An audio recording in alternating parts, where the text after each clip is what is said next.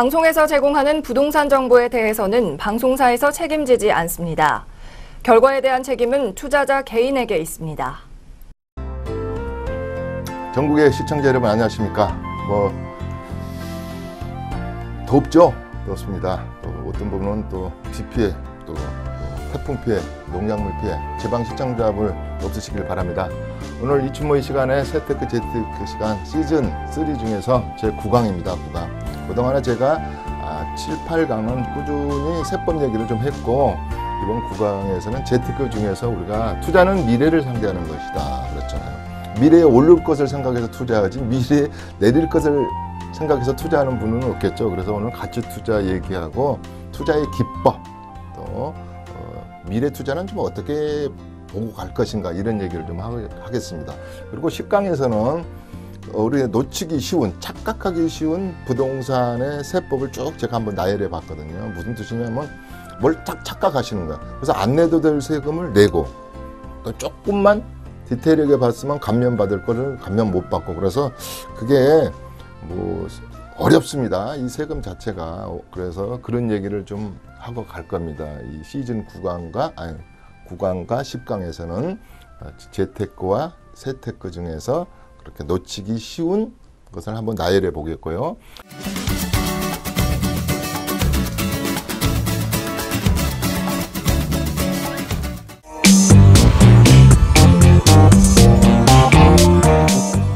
투자는 미래를 상대하는 것이다는 미래를 상대하는 것이죠.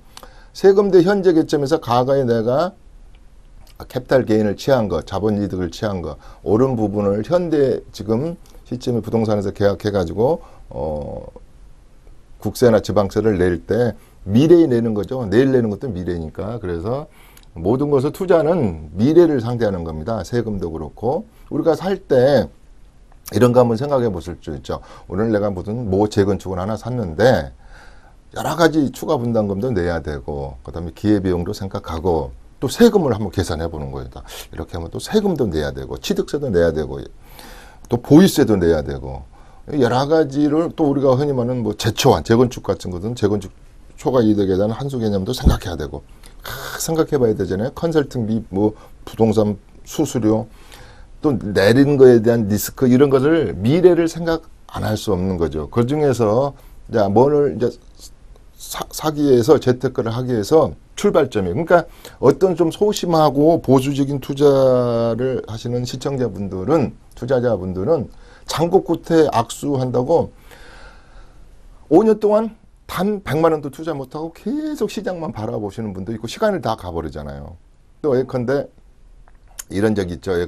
2013년 4월 4일 대책이 나왔을 때 이것은 일종의 부양 대책이었잖아요. 여러 가지로 세제 상해라 할지, 그다음에 특히 이제 세금적이나 그렇지 다른 또 우리 부동산 정책에서 완화 정책을 썼을 때 시장이 뻔히 보였거든요. 완화 정책과 세금의 완화 정책을 보면은 뭐랄까, 앞으로 부동산 시장이 이 정권 하에서는 불타오르겠구나 했을 때 박근혜 정부의 부동산 시장을 좀 빨리 읽었거나 미래를 좀 예측했던 분들은 3, 4년간 좋았잖아요, 시장이. 그러니까 좋았다는 뜻이 투기 목적이 좋은 게 아니라 안 사면 손해봤다는 시절이었고요. 분양권을 사신 분들은 안도감 내지 그때 내가 액션을 잘했군, 이런 뜻입니다. 그러면 이제 문재인 정부가 1년을 지나서 앞으로 4년이 남았는데 모든 게 중과하고 보유세도 그냥 인상하고 여러 가지 다주택자에 대한 어떻게 보면은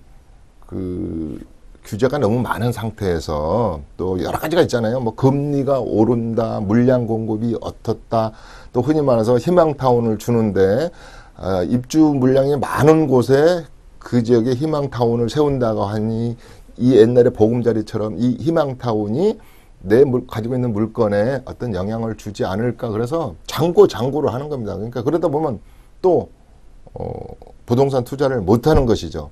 그렇지만 부동산 투자는 개별성도 있고 종류별로 개별성도 있고 지역성도 있기 때문에 알짜 부동산은 또 앞으로 오르고 싶어 하고 스스로 그 사람이 아니기 때문에 오를 것은 이런 내재 가치가 있는 부동산은 오르고 싶어하는 부동산이라는 말은 틀린 말인 것 같군요. 내재 가치가 있는 부동산은 분명히 존재를 합니다. 그거를 찾아내지를 못하기 때문에 또 눈에 잘 보이지 않기 때문에 그런 거겠죠. 그래서 일단은 간단하게 재테크 전략을 앞으로 2018년 7월부터는 간단하게 세워보는 것 중에 하나가 우리가 매수 전략은 간단하게 모든 사업을 하든가 뭐 주식을 산다고 그랬을 때 이 프라이싱 전략이죠. 가격 전략. 가격이 싼 것을 해야 됩니다. 가격이 싸게 사야지 뭐 금매 물건을 싸게 사야지. 그 다음에 내재 가치가 있는 저평가된 물건을 싸게 사야지 투자 이런 식이죠. 뭐 입지가 좋아야지 언제 사야지 누구 앞으로 사야지 뭘 사야지 중요하지만요. 결국은 1대1 대응으로 갔을 때는 그 집단군에서 그 뉴타운 속에서 그 지역 내에서 그 단지 내에서 그 평수 내에서 겨루었을 때는 단돈 1,000만 원이든 2,000만 원이든 쌓아야지 일단은 우리가 재테크의 1번으로 생각해야 될 조건 아니겠습니까? 그래서 매수는 가격의 개념이다 이런 거예요. 그래서 가격이 싸야지 내리더라도 덜 손해보는 거고 오르면 캐피탈 게인을 많이 취할 수 있는 구조지 않겠습니까? 그 다음에 중간에 매도, 보유는 좀 놔두죠. 매도는 여러 가지로 생각해 볼 수가 있는데요. 내가 3주택이기 때문에 중과사 대상이야. 그렇기 때문에 이거를 1세대 1주택화 해놔야겠다. 그래서 매도하시는 분도 있고 또 매도하시는 분 중에 아니야 이번에 이 정부 내에서는 4년간 부동산 시장이 안 좋을 것 같아. 내릴 것 같아. 그러니까 내가 미리 빠져나가지 하신 분도 있고 또 사업이나 뭐 애들 결혼식 때문에 목돈이 필요해서 그러니까 지금 3, 4년 동안에 아니면 5년, 10년 보유하고 있는 동안에 자본적 이득을 이제 취할 만큼 취했으니까 나는 세금 낼 일만 남았군 해가지고 매도하시는 분들이 많잖아요. 그랬을 때 내가 제일 중요한 게 세테크 중에 매도할 때는 적어도 한 번은 세금을 생각해보고 또 계산해보고 도장을 가지고 부동산에 가서 도장을 찍자 이런 말을 수없이 했습니다. 이 세무사하고 약사는 공통점이 있어요. 팔기 전에 예방세무를 한다든가 내가 좀 몸이 아파요. 그러면 의사를 찾아가면은 왜 인제 왔어? 몸 관리를 왜 그렇게 했어요? 당뇨 관리를 왜 그렇게 해서 혼내시는 의사분도 있지만 처방전을 내리는 거죠. 이제 이미 몸이 망가져 있기 때문에. 그리고 나서 이제 부동산도 다 계약서를 쓰고 60일 이내에 그다음에 뭐 우리가 증여는 30일 이내에 상속세는 6개월과 9개월 이내에 세금을 내야 된다니까 그때서 세무사를 찾아가시는 거예요. 그러면 이미 끝난 거잖아요. 끝났을 때 기장료 받고 업무 대행비 받고 계산한 거 받고 수수료만 받을 뿐이지 세무사님이 그때 놓고 왜 3일간 있다가 더 팔지 그 다음에 이걸 먼저 팔지 왜 금액을 이렇게 해서 그때 뭐 혼낸다고 혼내지겠습니까? 약국에 가서 약 살 때는 마찬가지입니다. 그러니까 왜 이장병을 술을 좀 적게 먹지 왜 이장병이 걸렸냐 그렇지 않습니다. 의사의 처방대로 약을 지어주면서 이거 식후에 30분 후에 드세요 이렇게만 한단 말이에요. 그러니까 다시 말하면 끝난 일을 아무도 누가 도와주지 않는 거예요. 내 몸은 내가 지킨다. 내 몸은 내가 관리한다. 그러니까 재산을 팔 때 예방세무나 세금을 적게 하려면 대강은 알아야 되는 거예요. 그래서 내가 전번 8강 시간에 마지막에 공부하지 않고는 재테크의 그 근처도 오지 마십시오. 제가 그랬지 않습니까? 그래서 매도 타이밍은 세테크를 해야 됩니다. 그래서 내가 다음 10강 시간에는 제가 쭉 그 착각하기 쉬운 시리즈를 해드린다는 거예요. 이건 팔 때 요건 생각해 봤어야 되는데, 요거 팔기 전에 이거 생각해 봤어야 되는데, 보유할 때 이거 생각해 봤어야 되는데, 취득할 때 요건 좀 생각해 보고 취득을 해야 되는지, 이 시리즈를 해드리겠다, 이 말이에요. 그러면 상담 일지가 있어요. 제가 보면 다 공통 분모가 있어요. 그걸 제가 뭐라 그러냐면, 세무사고라 그래요. 세무사고. 안 내도 될 비과세 될 것들 괜히 가서 국가는 부자인데 가서 세금을 더 낸다든지. 그래서 세무사고가 나는 거예요. 세무사고가. 그래서 그 세무사고를 줄이는 방법은 잠깐 just now 스톱 딱 한 상태에서 이 생각을 좀 해보고 도장을 찍는 것을 시강에서 하겠다. 그래서 이 매도 매수 전략인데요. 투자는 미래잖아요. 역시 재테크든 사고 팔고 하는 것은 누가 합니까? 인간이 하지 않습니까? 기계가 합니까? 뭐 요새 증권은 기계가 아이고 주인님 파실 타임입니다. 살 타임입니다. 종목도 골라준다 그러지만 나는 아직까지는 AI 수준의 부동산 투자 팔고 살고 프로그램이 있다는 소리는 제가 못 들었어요. 자, 뭐 데이터화하는 그런 베이스 DB 정도를 데이터화된 것을 참고할 수는 있겠죠. 여러 가지로. 뭐 앞으로 또 그런 세상이 올 것이고. 그래서 미래를 하는 것은 결국은 인간이기 때문에 심리예요. 심리. 예컨대 정부에서는 부동산 투기 대책이랄지 다주택자의 중과를 세금 정책과 부동산 정책을 쓰는 것을 원칙으로 하지만 심리적인 압박도 있는 겁니다. 다주택자 앞으로 골치 아플 텐데 보이세 문제에서 양도세 중과 특히 문제가 될 텐데 조정 대상 지역 내에 40개 지역 내에 그다음에 우리가 흔히 말하는 투기 지역 12개 내에 그다음에 뭐 우리가 뭐 투기 과열 지구 내에 뭐 27개 뭐 12개, 40개 이런 지역 내의 부동산을 앞으로 가질 분들은 앞으로 2년간 거주해야 됩니다. 이런 거에서부터 양도세가 10%포인트, 20%포인트가 많으니 조심 케어풀 합시오 하고 심리적인 압박을 가하는 거잖아요. 그러면 아무래도 그 지역이 핫스팟 지역이 40개 구역이 뭐예요? 대한민국의 가장 핫한 지역이고 가장 부동산 투기가 그다음에 가격 상승이 단기간 내에 폭발적으로 폭발했던 지역이 조정 대상 지역이다 이 말이에요. 투기 가열 지구다 이 말이에요. 투기 지역이다. 그러니까 심리적인 압박을 주택법으로 심리적인 압박을 주는 거고 그다음에 기획재정부에서 국세청에 그런 뭐 그러니까 세금을 많이 걷어들이겠다 해서 국세청을 정책을 좀 내놓으시오. 기획재정부가 정책을 좀 내놓으십시오. 이런 거 아니겠습니까? 그래서 미래를 너무 두려워할 필요가 없어요. 두려워할 필요가 없어. 전번에 말한 것처럼 그 뭡니까? 장고 끝에 악수인다고. 그러다 보면 또 이 정부 집안집 못 사고 가고. 그래서 67년도에 우리가 경부고속도로에 제3 한강교니 한남대교 막 대구 그 당시 막 그 대통령 공약들이 나오면서 막 가격이 올라가지 않습니까? 그래서 그때부터 해서 가지고 특별조치표 나오기도 하고 그러죠. 그래서 10년 주기설을 해서 지금 50년 동안 끌고 오면서 시장만 바라보고 한 발도 못 나가신 분들도 있고 그때 정책과 이런 걸 잘 넘나들면서 투자와 투기라 그럴까요? 어떻게 보면은 재테크 기술을 발휘하신 분들도 있다 이 말이에요. 자, 그런데 오늘의 얘기는 오늘 시점으로 미래를 바라보는 시점에서는 저는 부동산 시장이 다 죽거나 이게 올라운드 플레이라 이렇게 플레이라 그러니까 TOT 토탈적으로 타켓 그러니까 모든 것이 이렇게 오르고 모든 것이 내려가고 그런 시절은 오지도 않을 거고 올 수도 없다. 그런 시절이 몇 번 있었어요. 자, 언제가 있었어요? IMF가 끝나고 김대중 정부와 이럴 때 그 움츠렸던 그러니까 IMF 때는 뭡니까? 전세값도 흘러내리고 막 37% 이런 시절이 그 다음에 막 그 매매값도 흘러내리다가 움츠렸던 시장이 폭발했을 때 시장이랄지 또 대표적으로 이명박 시장과 박근혜 정부 시장에는 또 경기가 안 좋았잖아요.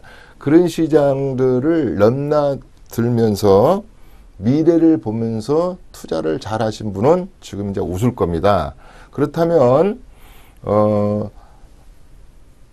뭔가를 살 때 그분들은 어떤 원칙을 중요시 했나 했을 때 제가 시즌2에서 얘기했듯이 그래도 뭔 사고 팔 때는 잠시 찬물 한 그릇 떠다 놓고 이 육하 원칙은 좀 생각해보고 가라 그랬지 않았습니까? 제가 그래서 무엇을 살 것이냐 앞으로의 시장은 어떨까? 그래도 앞으로 새 아파트에 대한 열망, 노후주택에서 새 아파트로 가려는 열망, 여기에 대한 분양권, 입주권은 죽지 않으실 거야. 그럼 나는 이걸로 할 거야. 그래서 무엇을 정하겠죠. 무엇을 딱 정하. 아니야, 나는 그래도 토지가 좋아. 아니야, 나는 그래도 농지가 좋아. 그래서 뭔가, 나는 그래도 그 따박따박 월세 나오는 상가가 좋아. 아니야, 나는 상가 중에서도 뭐 오피스텔이 좋아. 아파트들이 좋아. 지식산업센터가 요새 또 괜찮다는데 이래. 아니야, 요새 당첨되기 힘드니까 지역조합이나 한번 기웃해볼까. 여러 가지 상품이 있어요. 매년 뭐. 그러나 주택을 가지고 여기서부터가 미래를 예측하는 게 나오겠죠. 무얼.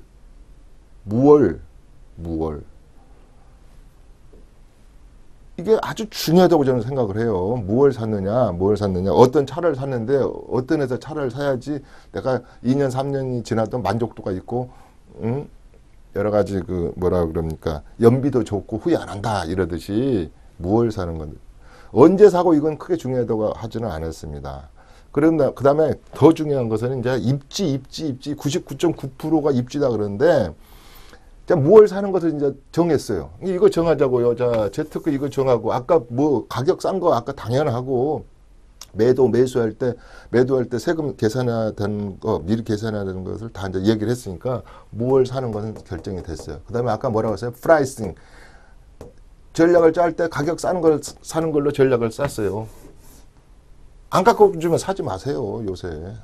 그래서 흥정이라는 거는 매도자와 매수자가 합치됐을 때 계약서에 도장을 찍는 거니까 내 마음에 들지 않는 가격은 안 사면 돼요. 또 내 마음에 가격에 들지 않는 것은 안 팔면 돼요. 그래서 무엇인데 두 번째 아까 입지 그랬잖아요. 어디 사느냐 이 말이에요. 어디에. 어디는 크게 이렇게 될 수가 있어요. 어디? 봉천동에 살까? 관악구에 살까? 아니야, 서울시에 살까? 축약될 수가 있잖아요. 자, 수도권에 28개 시가 있다는데 그 다음에 3개 군이 있다는데 28개 군을 내가 시를 다 가볼까?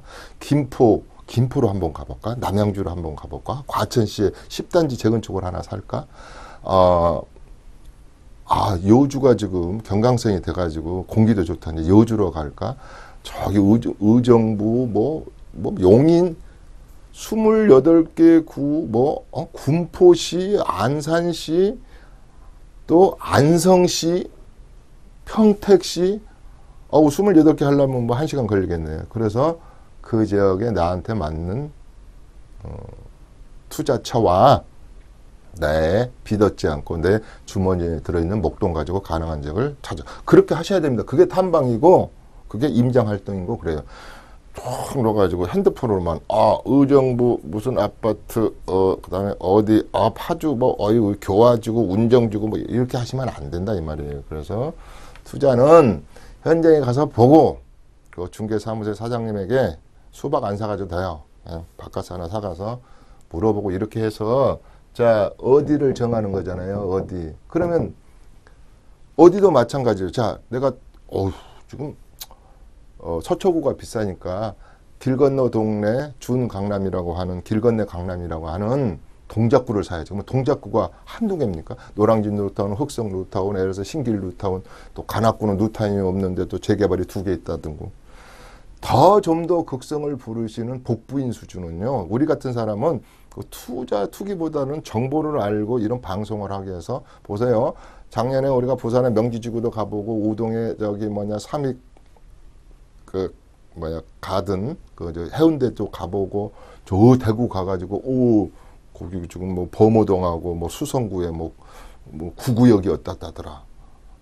창원에 가니까 은하아파트가 음마가 아니고 은하아파트가 이걸 우리는 이제 전국적으로 다 깨고 있잖아요. 강주구 하니까 어떤 데는 아파트가 6억이 넘는데 어떤 데는 아직 32평 4평대니까 2억도 안 가는데 이렇게 차이가 날까? 아직 춘천에 가보니까 2억 6, 7천이면 좋은 걸 사네. 이런 거에서부터 저희는 이제 깨틀고 있죠. 저희가 비즈니스가 이제 그러니까. 근데 시청자분들은 그건 잘 안 되잖아요. 그러면 이제 모르면 전문가의 도움을 받는 것도 중요하지만 어느 지역을 딱 세팅을 했다 그래요. 나는 여기서 재테크를 할 거야. 예를 들어서 원주 같은 데도 옛날에 이게 평창이 어떻고 그다음에 앞으로 남원주까지 해가지고 뭐 전철이 뚫리고 그래서 원주도 거래가 많이 되고 막 그래서 내가 제일 좀 싸고 앞으로 7호선이 간다니까 남양주에서 대우 푸르지오 시범단지가 뭐 적게 투자해가지고 막 큰 수익을 올렸다면서요. 이런 식으로 뭐 김포 뭐 다 뭐 화성 뭐 하여튼 28개 구를 시를 다 할 수는 없지만 그 지역을 하나 이제 타겟으로 했으면 내 이제 돈은 내가 주머니에 있는 돈은 누구 못지않게 잘 알잖아요.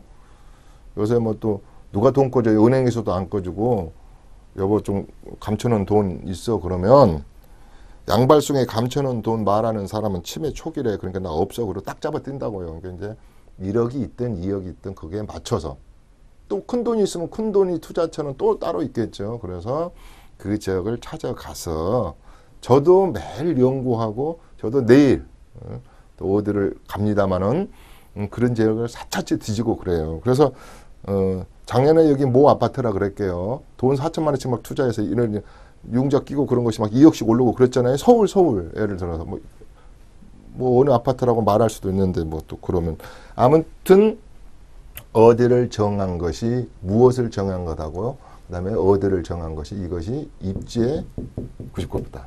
그 다음에 이것을 하는 것 중에 여기 제일 좋은 건데 가치 투자를 해야 될 거 아닙니까? 가치 투자. 하우 머치 얼마를 벌 것인가를 한번 생각해보고 얼마를 올릴 것인지를 생각해야 될 때 가치 투자라는 거 진짜 가치가 있는 거야. 이걸 투자할 때 내가 임야를 2,000평을 사는데 임산물을 가공해서 파는 것도 좋지만 앞으로 땅값 상승을 하고 가치 투자가 있어.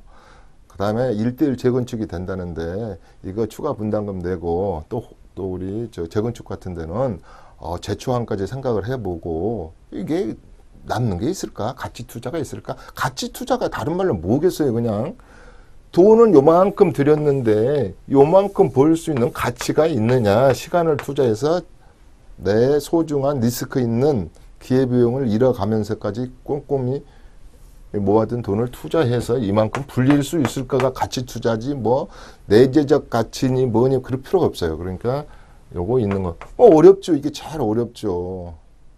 당연히 전문가의 견해하고 틀려요. 자기만의 착각을 하시는 거에서 예를 든다면 이래요.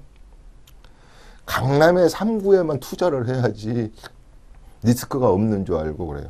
만만의 콩떡이에요. 강남의 투자에 좋지 누가 몰라. 일단 큰 돈이 들어가니까 내리면 리스크가 있어요. 강남은 오를 때도 인력이 오르지만 내릴 때도 인력이 올라요.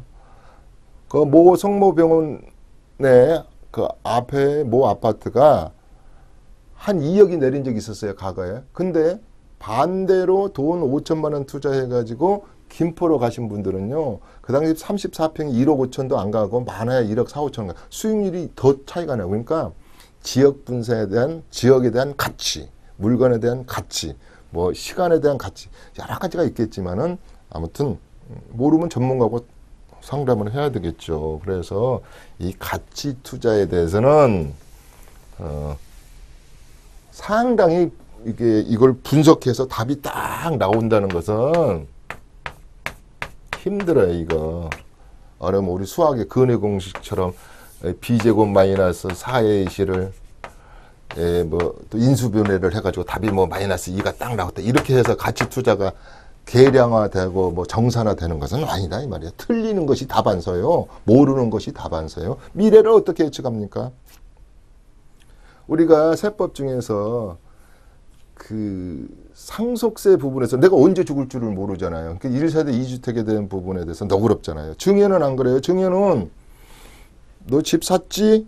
그리고 나서 1년 후에 그 증여받아 1년 후에 다른 대체주택을 사? 그래야지 일시적 2주택을 인정해 주는 거예요. 왜? 증여는 살아서 증여를 하는데 근데 미래를 모르는 것 중에 대표적인 것이 나는 세금과 죽음이라고 그래. 정확히 내야 될 거 확실한 것 중에 하나가 세금이요. 안 내면 안 되니까 세금이요. 죽음이지만 여기서도 본다고 했을 때도 그래서 상속세는 상속으로 인한 일시적 2주택 다음 시간에 하겠지만 또 아버지가 굉장한 슈퍼 부자예요. 5채를 남겨줬어. 그랬을 때 한 채만 우리 조세 특례 비과세 특례를 받는다든가 뭐 이런 것이 있는데 아무튼 미래는 모르는 건데 예측할 수는 있는데 그 예측은 다 빗나가더라. 자, 왜 그래요? 석박사를 미국에서 공부한 석박사들이 지금 우리나라 지금 대통령이 차기화 대통령에서부터 저 이승만 대통령에서 10분이 바뀌었거든. 10분이요? 아니 그분들이 부동산 정대책, 투기 억제책, 보금자리, 아까 희망타운, 기업임대, 뉴스테이, 아까 67년도에 그 부동산 투기에 대한 특별조치에서부터 수없이 했지만 한 번도 자본주의 시장 원리에서 저는 부동산 시장을 50년간 적폐란 말을 쓰잖아요. 50년 동안 못 막았다 이 말이에요. 그러니까 저는 제대로 정책을 못 폈다고 생각해요. 미래를 잘못 예측한 거죠. 근데 미래를 좀 잘한 사람들도 있어요. 싱가포르는 86%가 정부에서 제공하는, 우리나라로 말하면 LH나 SH에서 제공하는 곳에 집에서 살아요. 그러니까 신혼부부들이 한 3년이면 다 자기 집 가져요. 이번에 희망타운도 약간 싱가포르식을 따른다고 그랬잖아요. 지금 해드릴까 이따가 여기 내가 자료는 가져왔어요. 이게 지금 시간이 아무튼 이런 가치 투자는 할 얘기가 앞으로도 있어요. 쭉 있고 그 다음에 미래 투자 중에서 요 말은 하고 가야 되겠네요. 뭐 그래서 10년 주기설 그러잖아요. 67년부터 77년도, 77년에서 88년도에 막 27%에서 89년도에 막 부동산 3법 나올 때까지 막 32%씩 올랐잖아요. 그 다음에 이제 오면서 또 뭐냐 IMF도 겪죠. 10년 단위로. 또 10년 후에 또 리먼 브러더스도 겪죠. 또 10년 후에 지금 우리 중과세, 그 다음에 다주택자에 대한 프레싱, 뭐라 그래. 그 다주택자에 대한 중과세를 부과하고 부동산 시장이 좀 죽어 있는 면이 있죠. 이게 죽었다 살았다 하는 것이 부동산이에요. 이게 정책을 쭉 보면은. 그래서 제가 이제 이런 투자에 대한 거랄지 지역 분석이랄지 이런 것은 차차 해갈 거예요. 아직 시간이 시즌 3가 많이 남아 있어요. 그래서 제가 이제 요거 이제 11강에서는 무엇을 샀으면 좋겠고 어디를 샀으면 좋겠다 그래가지고 서울을 중심으로 동남, 동북, 서남, 서북을 딱 나눠가지고 이야기를 좀 할 기회가 있다 이 말이에요. 그래서 채널을 고정하셔야 된다 이 말이에요. 안방 세미나 수박 여러분들 턱 드시면서 선풍기 틀어놓고 반바지 입고 편히 보시면 되잖아요. 어디 막 콧장덩이에 막 땀 찔찔 흘리시면서 이렇게 여름에 세미나 가서 듣는 것보다는 이렇다. 그러니까 내가 다 해드린다 이 말이에요. 그래서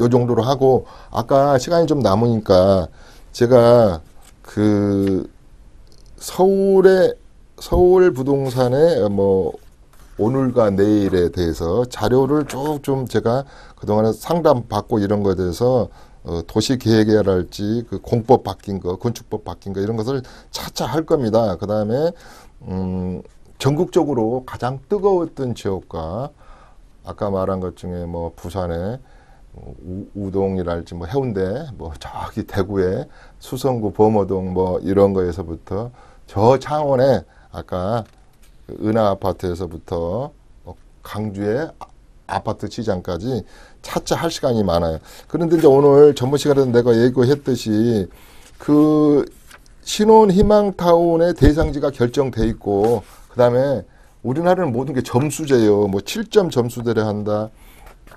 2년 이내 신혼부부가 좋다.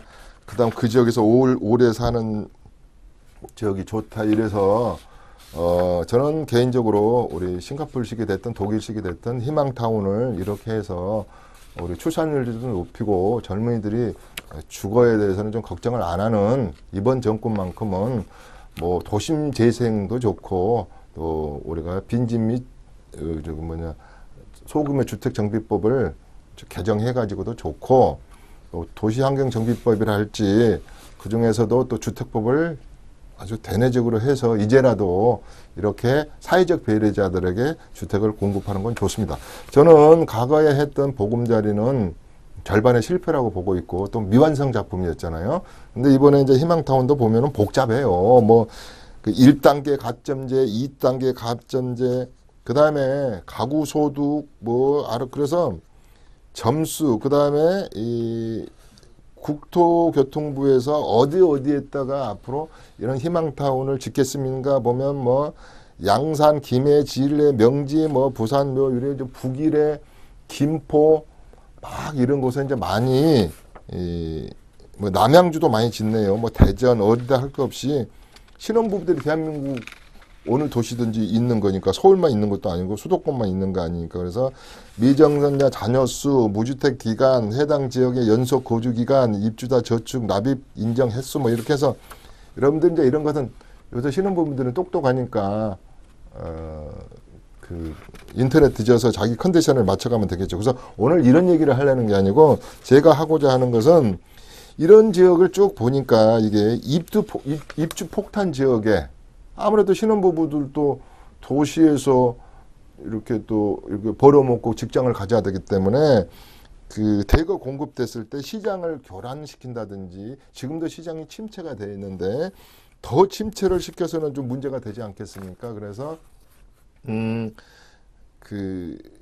이게 이런 희망타운을 많이 공급하는 건 좋은데 그런 문제를 좀 어떻게 해결할 건지 하고 또 시중에서 이런 말들을 많이 하더라고요. 4억을 1.3%로 저리로 이런 친구들에게 사회적 배려자에게 20년에서 30년간 빌려준다는데 거기에 그런 조건이 안 돼서 그런 혜택을 못 받는 분들은 상대적 박탈감을 가질 수밖에 없어요. 그래서 거기에 대한 불만이 상당히 좀 많아요. 그래서 아무리 젊은 사람들에게 돈 꿔줘서 출산율도 높이고 앞으로 젊은 청년 사회를 건강한 우리 사회를 유지해 가는 것도 좋은데 그 40대 50대에서 집 없는 분 많아요. 그러면 나는 재혼도 못해서 구원세도고 신혼부부도 아니고 어떤 조건도 잘 안 돼서 나는 평생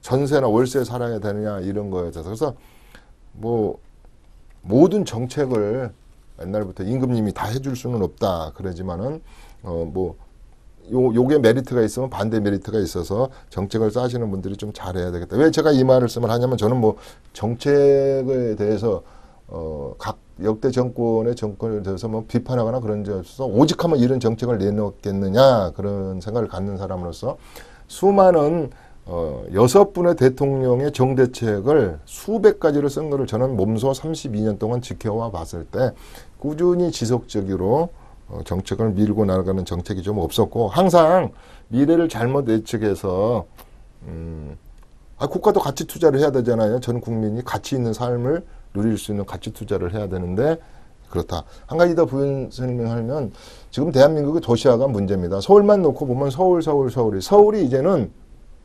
28개의 시와 수도권에 붙어버리니까 메트로가 돼버렸죠. 메트로.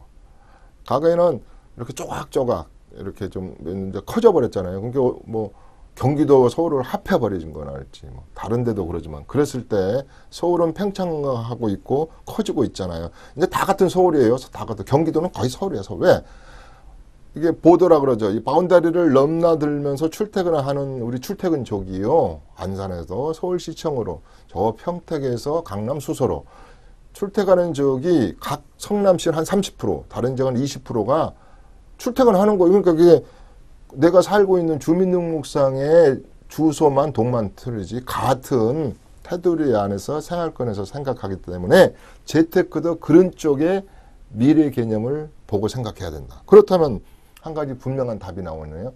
자, 앞으로 GTS가 어떻고 SLT가 어떻고 KT가 어떻고 광역버스가 어떻고 자, 이제는 서울시청으로 출근하는 친구가 그동안에 자기 개발도 못하고 2시간 10분씩 어떤 경우는 뭐 일본 같은 데는 뭐랄까 수도권을 도쿄 중심으로 뭐 70km, 80km 그러죠. 근데 우리는 한 40km, 적어도 20km 이내에 좀 있으면 더 좋고 이런 개념인데 앞으로 이게 그런 교통수단이 발달하면서 이제 좁혀지는 거죠. 그 예로 하나 본다면 최근에 가장 많이 오른 것 중에 여러분들이 어떤 재테크를 할 때 하나 본다면 분당이 옛날에 1차 신도시 개념으로 97,000세대로 출발을 했는데 분당이 그동안은 안 올랐어요. 대형평수도 안 올라오고 그러다가 최근에 가장 많이 오는 도시로 꼽혔던 게 미금역까지 그 다음에 강남역까지 16분 와버리니까 4-5정거장이면 와버리니까 강남하고 붙은 거지. 처음에 강남의 대체 도시로서 강남이 부동산 값이 뛰니까 분당이라는 도시를 97,000세를 만들 때 90년대에 만들 때 그런 효과가 이제서 나타난 거예요. 또 왕십리까지 용산을 지나서 간다든지. 그래서 철길을 따라 부도라 그러죠. 부자가 되기 위해서는 이 도로를 푹 깨고 있어야 된다. 부도. 그 얘기도 좀 할 겁니다. 내가 언제 세미나장에서 김삿갓이 삿갓을 쓰고 철길을 따라. 과거에도 그랬죠. 우리 아버님 세대는 장화 신고 들어가서 구두 신고 나올 적을 살아. 그 다음에 무조건 버스를 타고 콜콜 자라. 그래서 종점에서 내가지고 땅 사놓고 오라. 이런 얘기도 있잖아요. 그래서 압축되는 거죠. 컴팩트 시티화되고 도로가 그다음에 GTX, KTX 이런 것이 연결되면서 여러 가지 교통 전철 시스템이 통폐합되거나 연결되면서 가까워지고 재테크 수단이 이제 그런 곳에 숨어 있다. 경강선 타보십시오. 여주까지 잠깐이면 시원하게 가는 거. 과거에 춘천 얼마나 멀었습니까? 영종도 앞으로 더 그럴 겁니다. 그래서 그런 쪽에 생각을 해야 된다. 이 안에 도로 얘기가 나왔으니까 부연생계를 하면 재테크 중에 미래를 보는 것 중에 하나가 당연히 도로와 브릿지 다리. 앞으로 이제 2년 후에는 우리나라에서 제일 큰 한강다리가 월드컵 대교가 증산로까지 연결이 된다는데 이제 상판 깔고 있더군. 분명히 이거 연결되면 남북 간의 가격 차이가 있던 것하고 DMC하고 연결됐던 사람들이 이쪽에 목동 또 염창동에서 가격을 파급효과가 있을 겁니다. 또 있을 거고. 그러니까 우리가 투자하는 미래 가치를 생각하는 것 중에 여러 가지가 있습니다. 첫째 도로도 있지만 어느 조합에 가서 저는 이렇게 물건을 살 때 조합원의 이 스마트한 머리인가 저 사람이 정직한가 돈 안 빼먹고 저 구속되지 않을 사람인가까지 보는 거예요. 그런 것이 미래를 상대하는데 조금은 내가 오류를 벗어나는 방법이지 않겠습니까? 그래서 가치 투자가 그런 것이 다른 게 있겠습니까? 그래서 아까 희망타운을 이야기하기도 했는데 여러 가지 얘기가 있을 수가 있다. 그래서 그러면서도 이제 이 아까 말한 대로 뭘 해가지고 딱 했으면 이제 이걸 액션에 들어가는 거잖아요. 액션에 제가 이런 말을 합니다. 한 가지만 제가 하고 가고 싶습니다. 50년 동안 적폐 시대에 그랬잖아요. 안 올린 적이 한 번도 없었고 물론 IMF 때는 쉬었다 가고 2008년도 리먼 버릇 때는 쉬었다 갔지만 여러분들 한번 돌아보십시오. 50년도 돌아볼 필요도 없습니다. 88년도, 90년도를 봅시다. 90년도를 보면 우리 아들 녀석이 90년생인데 너 나이가 이제 29살, 30살 되가는 거 보면 30년을 보면요. 그때 겁을 먹거나 어떤 투자, 내가 왜 투기를 해? 이렇게만 생각하셔가지고 발을 뺐던 분들은 아마 잠깐 지금 소외감을 느낄 수도 있어요. 근데 지금도 늦지를 않은 거예요. 왜 그러냐면 강북과 강남을 봤을 때 강북의 재개발과 도시 재편과 재건축은 이자 시작이에요. 미안하지만 20%도 진행이 안 돼 있어요. 2002년도에 뉴타운 한다고 전부 다 지정해놓고 화장실 하나 증개축 못하게 해놓고 15년 동안 그대로 있잖아요. 그런데 우리 돈이주구라 그랬죠. 나무 이름을 아파트 동네를 또 이야기하면 또 우리 또 이 피드가 뭐라 그랬습니까? 아무튼 경이자이 있어요. 그 다음에 저 녹번동 가면 물건 하나도 없고 비싸잖아요. 강북도 보면. 강북도 이제 10억 시대가 됐잖아요. 그러면 왜 그랬습니까? 미래를 보고 가치 투자를 새 아파트로 트랜스퍼한 물건들을 미리미리 사신 분들이나 거기에 옛날에 그 조합원 자격을 가진 분들은 내가 그래도 세금 내고도 한 4억 정도 이익을 취했군. 2억을 취했군. 그러면 강북에 불타오르는 재개발 시대는 이자 열었다는 것하고요.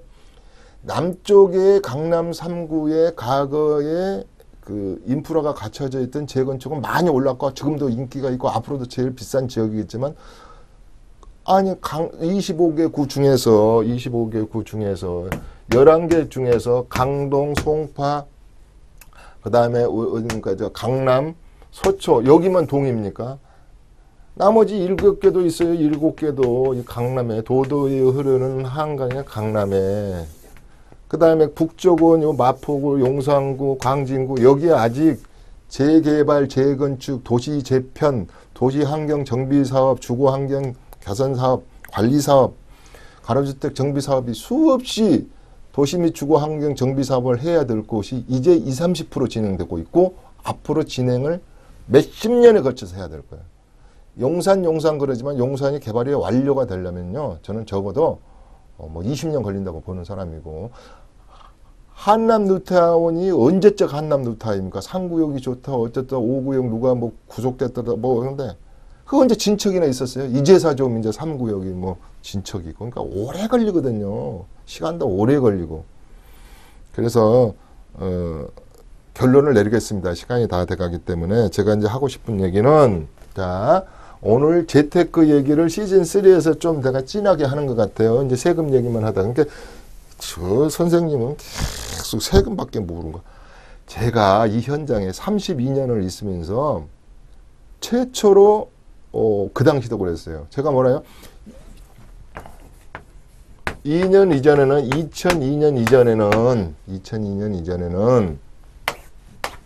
이게 뭐예요? 요새 저 시즌은 월드컵, 히든크, 박지성 그 유명한 2002년 이전에는 단일불로 재개발.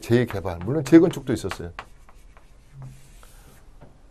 이때 미래를 보고 저 누핑지 허술한 무화과 하나 딱지 하나 사가지고 또 세입자들 딱지 2장 모아가지고 아파트 사신 분들은 지금 그 이치 좋은데 그래도 아파트를 갖고 있는 거예요. 근데 그 당시 그렇게 안 하신 분들은 지금도 연립이랄지 단독에 사시고 좀 불편한 데 사신다 이 말이죠. 그래서 이렇게 돼 있는데 이 시대가 끝난 게 아니에요. 여기서부터 뉴타운 그래서 이제 도정법, 도시 및 주거 환경을 개선한대요. 여러 가지 6가지 방법으로.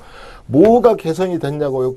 아니, 개선된 건 있어요. 20, 30%는 아파트가 섰잖아요. 잠실 엘스도 섰고, 그 다음에 리센츠도 섰고, 그 다음에 뭐 반포에 퍼스트 레미안도 섰고, 뭐 GS 것도 섰지만, 마포에도 많이 섰지만, 이것은 서울의 전체적으로 보면 조족지열에 불과하다 이 말이에요. 서울은 지금 재편돼 있고 아파트 새로운 아파트 트렌드로 가고 있고 재건축보다는 돈이 많이 들어가고 또 그게 뭡니까? 진입하기도 이게 사기도 힘들어 빠져나오기도 힘들어 이렇게 만들어 놔버렸잖아요. 우리가 저기 뭐냐 파리 대책 그 유명한 파리 대책으로서 뭐 2017년 9월 19일 이후에 판 사람은 2년간 예를 들어서 하세요. 그 다음에 2008년 8월 3일 0시로 사신 분들은 2년간 꼭 뭐 거주하세요부터 해가지고 관리처분 인가가 아니라 사업시 인가를 받아버린 사람은 뭐 등기 때까지 이제 물건을 홀딩해야 됩니다. 이런 거에서부터 수없이 규제도 있지만 요 기간 동안은 없어. 그러면 이제사 서울은 눈을 뜨고 재편을 해야 되고 이제 한계가 왔어요. 한계가. 우리 습식 건축의 한계점은요. 20, 30년이 지나면 이게 교체가 안 돼요. 이게 쉬운 말로 말해서 그 녹물도 교체해야 되고 수도 여러 가지 우리가 그 하수구도 교체하고 그래야 된다. 그냥 콘크리트 타설법으로 그냥 해버리니까 그래서 한계가 와서 다 고쳐야 되는 것 같아요. 다 뜯어 고쳐야 되고 그래서 뭐 이건 이상한 표현이지만 대한민국에 리모델링 할 만한 아파트는 별로 없는 것 같아요. 차라리 다 부수고 새로 재건축은 그나마 괜찮아요. 근데 이제 재개발이 문제잖아요. 재개발. 특히 북쪽에 45년도에 해방해서 6.25를 거치면서 6.25 외에 60년대, 70년대 초 또 가깝게는 80년도에 빌라라는 붐이 불어서 지었던 이것이 40년을 지금 가고 있잖아요. 그게 다 망가졌다 이 말이에요. 다 망가졌다. 뭔가는 개편해야 되는데 방법이 없어요. 방법이. 자, 도심 재생이랄지 고쳐 쓰는 거 그건 한계가 있어요. 그리고 부수고 왜 아파트만 다 짓느냐. 그러면 서울이 아파트 공화국이냐 대한민국이 아파트 공화국이냐 이런데 다른 별다른 대안 수단이 없는 겁니다. 2천만이 5,100만의 이 국민이 2천만이 수도권에 살고 있는데 어느 도시를 한번 가보세요. 이렇게 집중화되어 있는 도시가 있나. 내가 이번에 그 장사라는 중국 도시를 하고 저 시애틀 쪽 밴쿠버 쭉 한 바퀴 돌고 왔는데요. 장사 가니까 대단해요. 우리 아파트 공학하고는 틀려요. 그 당시 그 장개석이가 그 철수하면서 불 질렀던 거잖아요. 50층, 60층, 30층의 아파트가 그냥 꽉 찌고 있는데 2배, 3배 오르고. 인구가 많으니까 집중이 되니까. 인구 한 700만 된다 그러는데. 그래서,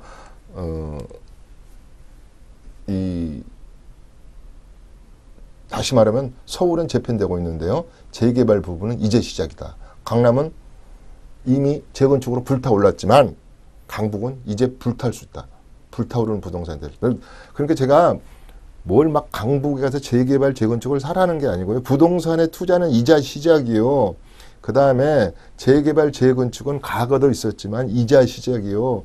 아직도 제가 이 그림 한번 그려줬잖아요. 서울시가 어떻게 돼 있는가. 도시개발법으로 수용 재개해야 되는 거, 재건축, 재개발 거기에 속하지도 않은 거.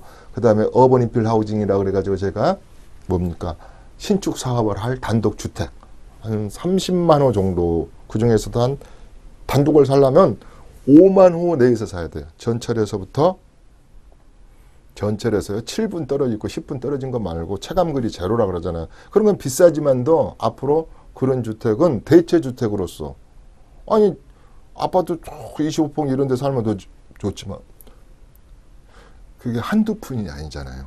1인 가구의 27%, 우리 전 인구의, 우리 세대의 27%가, 가구의 27%가 다 아파트만 사는 게 아니잖아요. 다 4, 5억씩 있는 건 아니잖아요. 그래서 그런 거, 저런 거. 그래서, 자, 시간이 다 됐다 그러네요. 자, 오늘은 제가 좀 투자의 밑거름은 미래인데, 앞으로 미래는 열려 있다는 거다고요. 특히 재개발 시장은 이제 시작이라는 거. 재개발 시장이 다른 것은 우리 저 강남은 재개발 시장이 7%, 송파구도 2군데가밖에 안 되고요. 다 그 강남 3, 4구는 가천까지 포함한 것은 재건축 시장이거죠. 나머지 시장은 뉴타운 시장은 다 재개발 시장이에요. 재개발 시장. 그렇기 때문에 투자금도 많지 않고 잘 물건을 고르고 시간과의 싸움에서 미래를 제대로 가치 투자 보고 미래를 가치 투자를 한다면 여러분들은 아마 성공하는 투자 그랬을 때 또 시간이 좀 지났을 때 우리 아들 딸들에게 내가 좀 추가 분담금을 낸다든지 잘 골라야 된다 그랬지 않습니까? 그랬을 때는 새 아파트로 트랜스퍼 갈아탈 수 있는 기회가 될 줄로 믿습니다.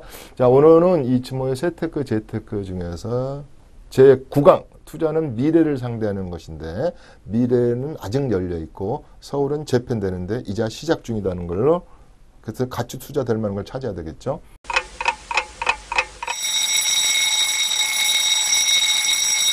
자, 마무리하겠습니다. 마지막으로 자, 어떤 것을 사고 어디를 살 때 이런 말이 있습니다. 어디 가서 묻지 마세요. 이런 말도 있죠. 그럴 때는 뭐냐면 내가 어느 지역에 가서 산다 그래. A 곳에 가면 다 아전인수로 거기 현지 부동산 사장님은 우리 것이 최고고 저 길 건널 것은 안 올라요 그러잖아요.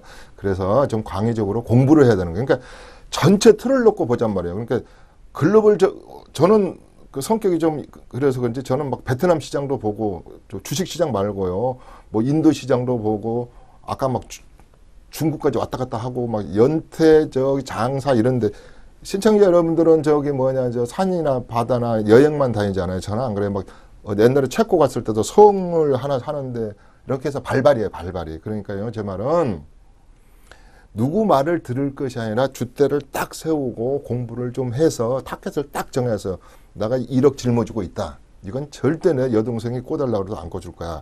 이렇게 해놓고 나는 재개발을 하나 사야 되겠다. 그런데 뭐냐?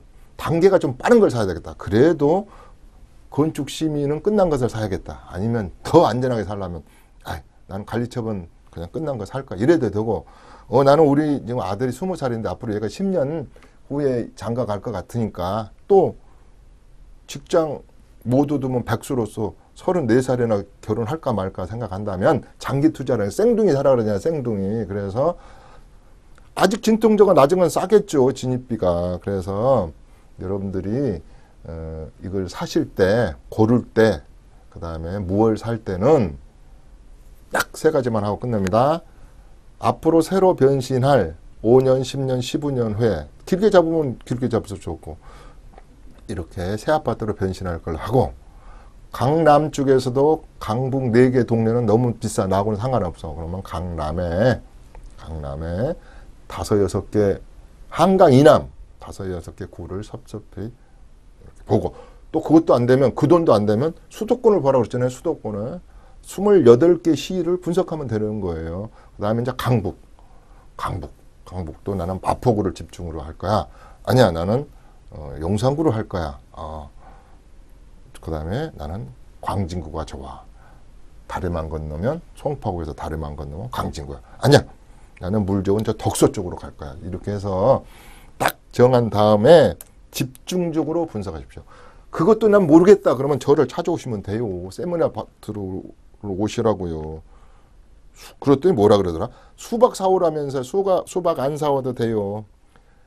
1회에 한해서는 저희가 무료를 수업을 개방해 놨어요. 2회, 3회는요 제가 무료로 안 해요. 자, 이충모의 세특을 재특에 모르면 물으십시오. 모르면 공부하십시오.